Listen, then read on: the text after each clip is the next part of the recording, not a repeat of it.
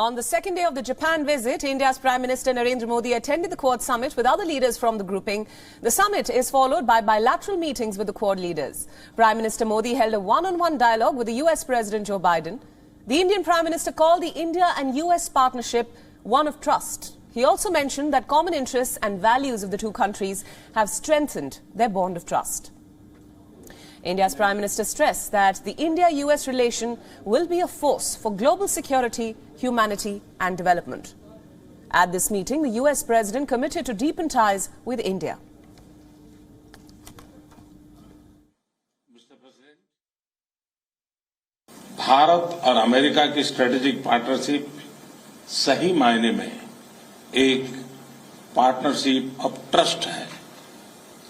हम दोनों ही देश के इंडो पैसिफिक क्षेत्र के बारे में भी समान नजरिया रखते हैं और न सिर्फ द्विपक्षीय स्तर पर बल्कि अन्य लाइक माइंडेड देशों के साथ अपने साझा मूल्यों और साझा हितों को सुरक्षित रखने के लिए काम कर रहे हैं। We also discussed the ongoing effects of Russia's brutal and unjustified invasion of Ukraine and the effect it has on the entire global world order. And the U.S. and India are going to continue consulting closely on how to mitigate these negative effects. Mr. Prime Minister, there's so much that our countries can and will do together, and I'm committed to making U.S.-India partnership among the closest we have on earth. In a short while from now, the Indian Prime Minister will also meet the new Australian Prime Minister Anthony Albanese for a round of crucial discussions. And in the second half of the day, the Indian leader will then meet the host country, that is Japan's Prime Minister Fumio Kishida. In the meeting with the US President Joe Biden, the leaders are expected to review the India-US strategic partnership. India's Prime Minister will discuss further consolidation of India's multifaceted relations with the United States. The two leaders will continue their dialogue on regional developments and contemporary global issues.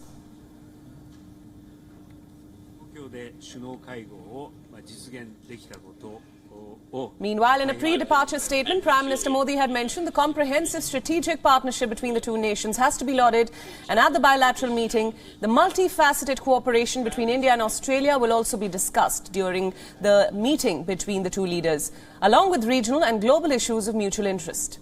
And later in the day, another bilateral is lined up with the Japanese Prime Minister Fumio Kishida. India sees the economic cooperation between the two countries as an important aspect of their strategic partnership. In order to woo potential investors for India, of course, the Indian Prime Minister met more than 30 CEOs and business leaders in Tokyo. The Indo-Japan ties have been growing stronger under Prime Minister Modi's leadership. India's Prime Minister has described the India-Japan partnership as a necessity for peace and security in the Indo-Pacific.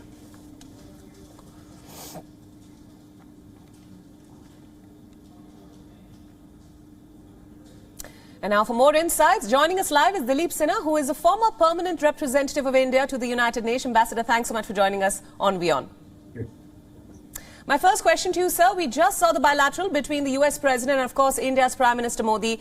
The two leaders hailed the strategic partnership between the two nations during their meeting. What do you make of this relationship as the Quad leaders sit down?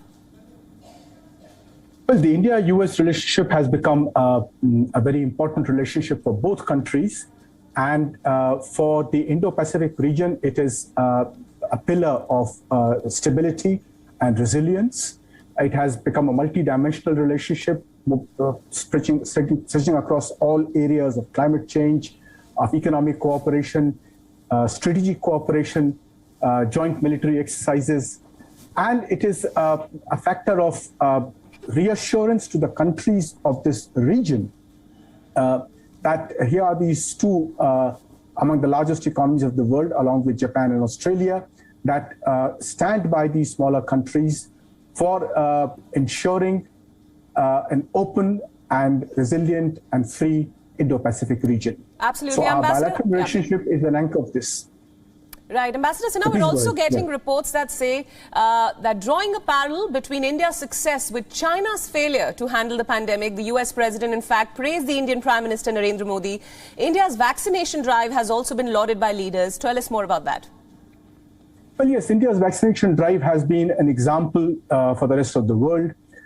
India not only went in for mass-scale production of vaccines, but it also did not have any vaccine resistance or doubt about the effectiveness of vaccines, be it at the level of the government or at the level of the people. The people voluntarily went in for vaccination, and the government had a plan for starting with elderly people and then moving down the age groups, and now it's down to younger children as well.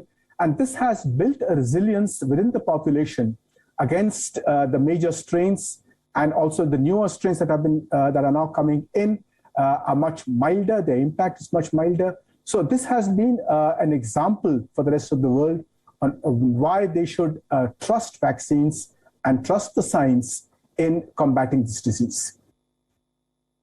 Talk about China now. As we know, one of the primary focus of this grouping, this informal alliance, is to counter China's aggression in the Indo-Pacific. How can the leaders come together? Is there any solid policy that will come out that will actually be able to counter Chinese aggression? Well, the Quad is essentially a security dialogue forum. It's a platform where 4 important leaders who have an interest in this region or who belong to this region are interested in increasing cooperation amongst themselves and with the other countries. Now, China is certainly one of the factors in this because of China's policies, but the Quad itself is essentially a platform for increasing cooperation and ensuring that there is a free and open Indo-Pacific region in which the countries of the region can feel secure and they can trade with each other and go about having their economic cooperation without any kind of aggression from any other country. Now, it so happens that the only country that is currently threatening peace and security in this region and free navigation in this region is China. So it's for China to decide whether the Quad becomes an anti-China alliance or it becomes a friendly alliance. It's for China to choose its policy rather than, as it is doing currently, to treat the Quad as an anti-China alliance. Absolutely. Ambassador, just a final question there. India's neutral stance on the Russia-Ukraine war, in a sense, distinguishes the country from the other Quad members, while the Quad essentially is a non-military alliance, a security dialogue, as you just mentioned. Is this going to be an issue in the bilaterals? Well, India has already discussed these issues, for example, with the US. So it is certainly an issue, but then most countries have recognized the reasons for which India has adopted this policy. The policy itself does not support Russia. It's a policy of neutrality. But India is against the war itself, is against the invasion. And this India has made extremely clear in its statements as well as in its bilateral dialogues with these countries. So while it is a factor, I don't think it's a hindrance in increasing cooperation within the Quad, because the Quad is focused essentially on the Indo-Pacific region. And here, there is complete unanimity of opinion on how this kind of cooperation is to be encouraged and strengthened. Right, Ambassador Sinha, thank you so much for joining us on WION, and thanks so much for all those inputs. WION World is now available in your country. Download the app now and get all the news updates on the move.